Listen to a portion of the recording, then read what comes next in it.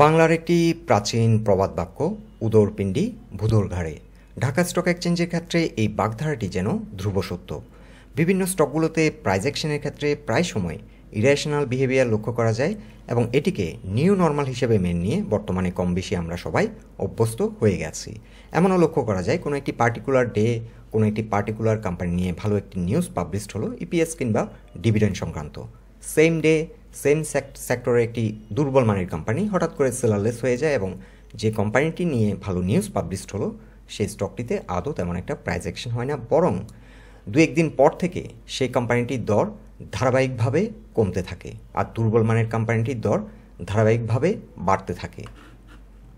বর্তমান সময়ে যে 22টি কোম্পানিকে জেড ক্যাটাগরিতে ট্রান্সমিট করা হলো আর এই বিষয়টিকে কেন্দ্র করে নতুন করে মার্কেট সেন্টিমেন্ট নষ্ট হলো। ভালোভাবে পর্যবেক্ষণ করলে দেখা যাবে জেড ক্যাটাগরির কিছু কিছু স্টক বর্তমান সময় ভালো প্রাইস অ্যাকশন করেছে, 100 থেকে 600% পর্যন্ত প্রাইস অ্যাকশন করেছে এবং পার্টিকুলারলি একটি স্টক 2000%-এরও বেশি প্রাইস অ্যাকশন করলো। কিন্তু যে কোম্পানিগুলো ভালো মূল্যভিত্তিক, যাদের ব্যবসায়িক সুনাম রয়েছে, যে কোম্পানিগুলোর আর্নিংয়ের ধারাবাহিকতা রয়েছে এবং বছর শেষে ভালো ডিভিডেন্ড পে করে, সেই কোম্পানিগুলোর তেমন একটি প্রাইস অ্যাকশন হয়নি, বরঞ্চ এই এক সপ্তাহে আবারও নতুন করে বড় একটি পতন মার্কেটে আমরা লক্ষ্য করেছি এবং এই পতনের ধারাবাহিকতায় সেই স্টকগুলো আবারও বড় ধরনের পতনের শিকার হলো। আজ আমরা ঢাকা স্টক এক্সচেঞ্জের 5টি হাই পারফর্মিং স্টক নিয়ে আলোচনা করব। যে 5টি স্টক আজকের আলোচনায় কভার করব সেগুলো হলো Fortune, Orion Pharma, Beacon Pharma, Rupali Life এবং এমারল্ডওয়েল। এই 5টি কোম্পানি আবারও বড় ধরনের পতনের শিকার হলো আর এই কারণে এই 5টি স্টক নিয়ে আমরা বেশ কিছু রিকোয়েস্ট পেয়েছি এর মধ্যে। তাই এই 5টি স্টক নিয়ে আবারও একটি কুইক আপডেট দিচ্ছি। আলোচনাটি শুরুতেই সবাইকে রিকোয়েস্ট করব ডিসক্লেমার অংশটি আপনারা ভালো করে পড়ে নেবেন। পুঁজিবাজার ঝুঁকিপূর্ণ। আপনার কোনো পার্সোনাল বাই এবং সেলের কারণে আপনি যদি ক্ষতিগ্রস্ত হয়ে থাকেন সে দায় স্টক অবজার্ভার বহন করবে না। শুরুতেই ডে চার্টে তুলে ধরছি ফরচুন শুজ লিমিটেডের অবস্থান। ফরচুন আজ ডে এন্ডে 55.1 এসে ক্লোজ হলো। রিসেন্টলি ফরচুন 66 পর্যন্ত প্রাইস অ্যাকশন হয় এবং রিসেন্ট ট্রেন্ড থেকে প্রায় 61% রিট্রেস করে। বর্তমানে যে সাপোর্ট পয়েন্টটিতে রয়েছে সেটি হলো 61% রিট্রেসমেন্ট সাইকেলের যে সাপোর্টটি, সেটি price point level 55।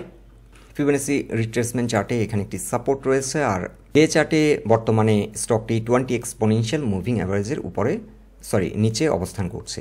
20 exponential moving average এখন রেসিস্ট্যান্স হিসেবে অ্যাক্ট করবে আর এই রেসিস্ট্যান্সটি রয়েছে 59.7-এ।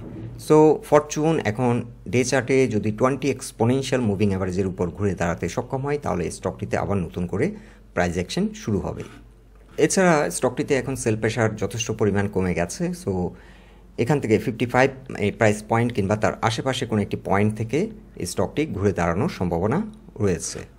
স্টকটির ক্ষেত্রে আমরা টার্গেট সেট করেছিলাম 71 থেকে 75। বর্তমানে ভালো মানি ফ্লো স্টকটিতে রয়েছে। সো আশা করছি স্টকটি 55 কিংবা তার আশেপাশে কোনো একটি পয়েন্ট থেকে সাপোর্ট নিয়ে ঘুরে দাঁড়াবে এবং এখান থেকে নতুন করে প্রাইস অ্যাকশন শুরু করবে। উইকলি চার্টে যদি ফরচুনের অবস্থান আমরা দেখি, ফরচুনের কি সাপোর্ট হবে 51.9 আর 51.9 থেকে 60 এই জোনটি মূলত ফরচুনের জন্য একটি অ্যাকুমুলেশন ফেজ। ফরচুন স্টকটি রিসেন্ট হাই ছিল 145 আর 145 থেকে 61%-এরও অনেকটা বেশি রিট্রেস করেছে এবং বর্তমানে 65 এই স্টকটির জন্য একটি রেসিস্ট্যান্স। সো এটি 61%-এর যে সাইকেলটি সেই সাইকেলটির উপর ঘুরে দাঁড়ানোর চেষ্টা করেছিল কিন্তু এখান থেকে রিজেক্ট হয়ে আবারও কারেকশনের মধ্য দিয়ে যাচ্ছে এবং আশা করছি 55 কিংবা তার আশেপাশে কোনো একটি পয়েন্ট থেকে সাপোর্ট নিয়ে এটি ঘুরে দাঁড়াবে এবং নেক্সট অ্যাটেম্পটে এই 65 রেজিস্ট্যান্সটিকে ব্রেকআউট করে এটি নিউ একটি হায়ার হাই ক্রিয়েট করবে এবং আমরা আগের যে টার্গেটটি সেট করেছি সেই টার্গেটটিতে আমরা কিন্তু এখনও স্থির আছি। অনেকেই হয়তো রিসেন্টলি যেহেতু মার্কেট আবারও বড় রকমের একটি পতন হলো, অনেকেই হয়তো স্টকগুলো নিয়ে প্যানিকড হয়ে আছেন। স্টকগুলিতে মানি ফ্লো ঠিক আছে এবং মার্কেট পারফর্ম করলে স্টকগুলি আবার ঘুরে দাঁড়াবে বলে আমরা আশা রাখি। সো স্টকগুলি কিছুদিন একটু হোল্ড রাখতে হবে যেহেতু মার্কেট সেন্টিমেন্ট নষ্ট হয়েছে। এখন এখান থেকে হয়তো কিছুদিন সাইডওয়ে করে মার্কেট ঘুরে দাঁড়াবে।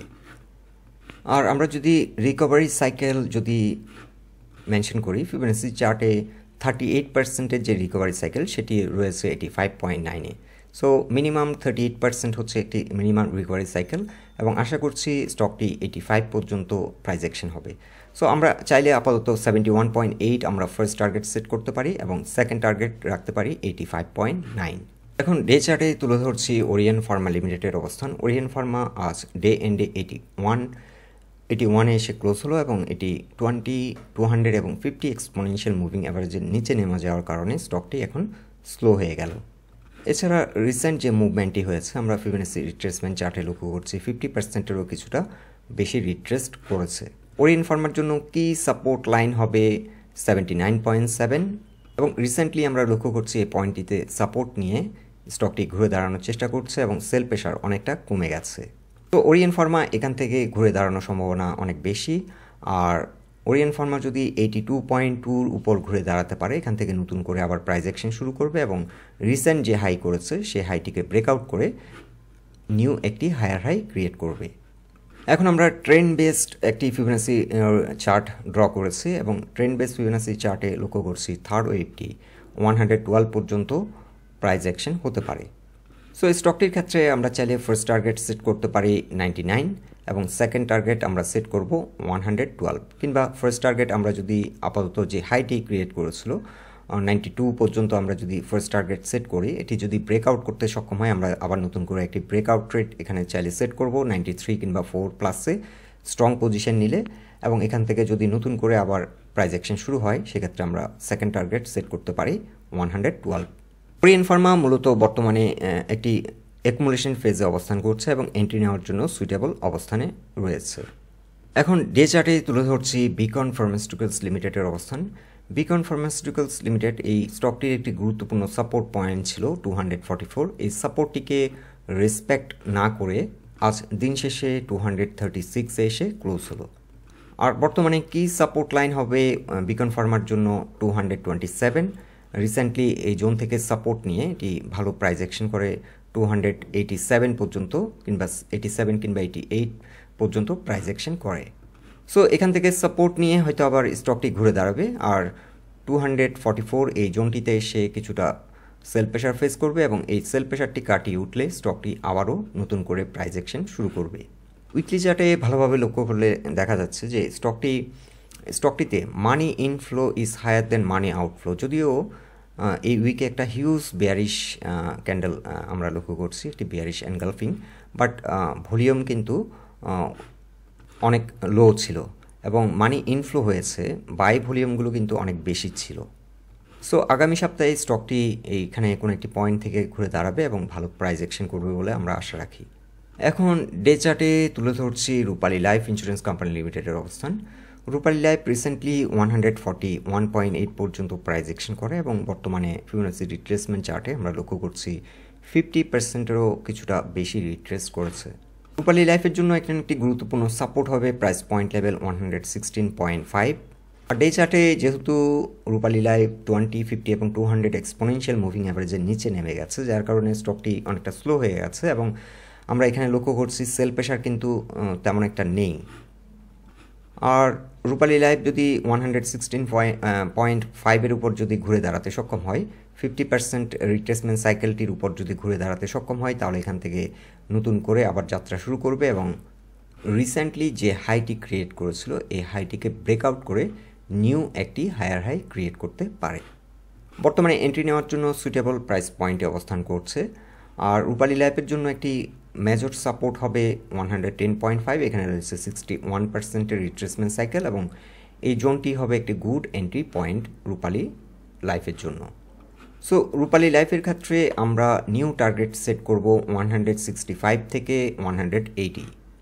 চাইলে আমরা 137 ফার্স্ট টার্গেট সেট করতে পারি এবং সেকেন্ড টার্গেট হতে পারে 165 থেকে 180। এখন ডে চার্টে তুলে ধরছি এমারল্ড ওয়েল ইন্ডাস্ট্রিজ লিমিটেডের অবস্থান। এমারল্ড ওয়েল রিসেন্টলি চ্যানেলটি ব্রেকআউট করার পর ভালো প্রাইস অ্যাকশন হয়েছিল, এটি 93.5 কিংবা 8 পর্যন্ত প্রাইস অ্যাকশন করে, কিন্তু বর্তমানে আবারও একটা বড় রকমের পতন এই স্টকটিতে আমরা লক্ষ্য করছি এবং এভারেজ থেকে অনেকটা লো ভলিউম নিয়ে কিন্তু অনেকটা নেগেটিভ প্রাইস অ্যাকশন হলো স্টকটিতে।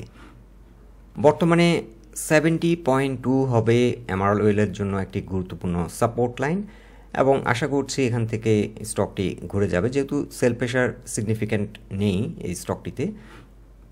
মার্কেট হয়তো একটু পারফর্ম করলে স্টকটি এখান থেকে ঘুরে দাঁড়াবে এবং নতুন করে প্রাইস অ্যাকশন শুরু করবে। এছাড়া মার্কেট যদি সাইডওয়ে প্রাইস অ্যাকশন করে, স্টকটি এখান থেকে ঘুরে দাঁড়িয়ে হয়তো আবারও 93 পর্যন্ত প্রাইস অ্যাকশন করতে পারে, সাইডওয়ে প্রাইস অ্যাকশন করতে পারে কিছুদিন।